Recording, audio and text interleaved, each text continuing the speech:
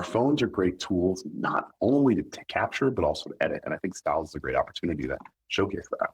Getting skin tones right is this really interesting dance between art, science, and preference. And sometimes it's hard for us to trust our own eyes.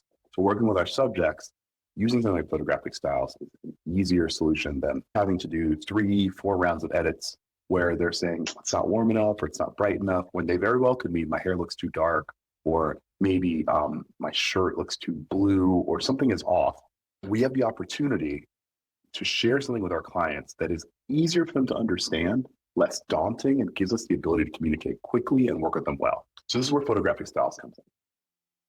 Photographic styles is a really interesting change that Apple's made to allow you not just to filter, but to edit how undertones are rendered per subject on an easy to understand scale. This is what it looks like. If we just go to edit, we'll see these style options come up. And something to point out, if you move to your left, you'll get undertones, which you can see denoted right here underneath styles. But if you go to your right, you're getting your normal mood, which are kind of like your filters. If we go all the way over, you can see as you move across, each one of these is changing our base colors. But unlike the moods we've seen before, this person's skin tone isn't changing drastically. It's getting slight and specific changes to the color highlights in the image. So let's quickly go over to moods and just make sure you're seeing what I'm saying. So we move across, you're seeing how each of these is getting these dramatic changes in skin tone. Now, they're not as bad as maybe some of the filters we've used in the past, but these are still more drastic and I wouldn't say destructive, but more intense, that aren't always helpful if we aren't used to editing the skin tone we're working with, and B, aren't sure what our clients would like.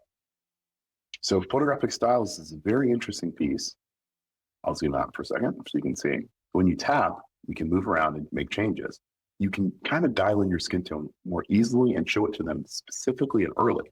You can even ask them, if we go to camera, even flipped facing me, if I tap this, I could even set a style that I like ahead of time. So if you're working with a subject that is less photo literate, or just to make the edit easier, you can have them use this as an example of, this is how I think my skin tone looks best in this kind of lighting. This is a tool that's very much for everyone, but one that will help your job as a photographer get easier. Here's a very simple photo that we're all pretty used to. We're going to start with the standard. If you're wondering how I got to it, let's hit edit one more time. And now you'll see on the bottom, I have cleanup, crop, adjust, live, and styles. Styles is amazing. We'll start with our standard, and our axes are tone and color. We can adjust the tone of the shadows. So we can see that our black is down here, our light's up here. It's kind of an X and Y axis. I know that many of us aren't big calculus people, but if we think about it, we increase our color from right to left, or alter our color, or our tone from north to south, then we have a better opportunity to move around more naturally. And I actually kind of like this edit system that Apple created, because it's one that's a little more intuitive. Obviously, as we move around, you can see in the top that these numbers and colors are changing. That gives you the ability after, if you are making edits, or if you're having your subject send you, oh, what are the photographic styles that you like in yourself? They can simply tell you, hey, I like standard, I like -11 tone, 15 color. We'll just take a quick look. Our options are amber, gold, rose gold, neutral, and cool rose. Obviously, each, like I said, we can alter our tone and our color. We can also slide down here and change the intensity of our palette. So this goes back to our original image, all the way up to this full undertone photographic style. As we move across, we're removing our color and we're adding it. So you'll see, even as we move across these, his skin tone is still as warm as when we started, but the feeling of the image is different. So this is a really interesting mix of, like, I don't know, Apple neural engine magic that is mixing localized edits on skin with global edits. We see that we're having this kind of interesting thing that's going on where the entire image is changing, but locally, skin tone is okay. We want to open settings. We want to go to camera.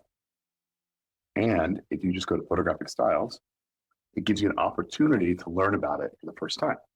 We're going to use a selfie for me. 2 more pictures of Booba because I kind of like the mixed light on his face. And now we have an interesting opportunity. It's something that I really, really like about this is you can take 4 photos from yourself, your family members, whatever it is, and pull them across and start to see how would these look in photographic style. And the reason you like doing that is it gives us the opportunity to pick a base one that when we open our camera, we don't have to change anything. That's what it renders at.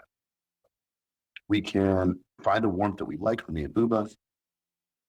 Then just like with the D-pad, it's a little too dark for me. Maybe we come over. I like that. I like how my skin's looking, and then I just save tone and color. So then when I go back to my camera, that's what it saved as. And I can change my photographic style quickly, but you notice the same thing we had Amber set as is here, ready for everyone. That's really cool. Using styles as an editing tool is amazing, but it can also be an excellent reference and like a living, breathing white card for you to use so that your subject and you can decide and talk about edits live, or have them working on things as well so that you are not in a position where you're constantly making edits for folks that don't know how to explain them. You have an opportunity to show your subjects, hey, how do you feel about this skin tone? And as they move around, you see how the numbers are moving to the top? The only one that's not moving is palette, because you can change that palette here. If you find something you like, screenshot it, save it, and use it. Coming in with this will help you then. Let's say you're a street photographer. It's actually very simple. You're someone who takes photos for influencers or just beautiful people that are like, oh my gosh, I want to hire you. I want you to photograph me. You'll know ahead of time, hey, they like cool rose and they like gold. So let's make sure that we work well with it. We photograph them in environments where that warmth will really work well with their skin. You can then use this as a reference point to create better environments and better light to get the skin tones perfect and have your subject have confidence in exactly the edit you're making, what you're doing. Just giving people the opportunity to learn is really amazing. And the thing that I really love about photographic styles is it's a departure from the tech debt that we've seen over the years in photography. It gives us the opportunity to make edits at the source of the imaging pipeline. Something that gives us the opportunity to understand better how we want our skin tone rendered, both as a matter of preference and as a matter of truth. I think that's just so awesome. I hope you use photographic styles in a way that empowers your subjects and makes your life easier. Because you know what?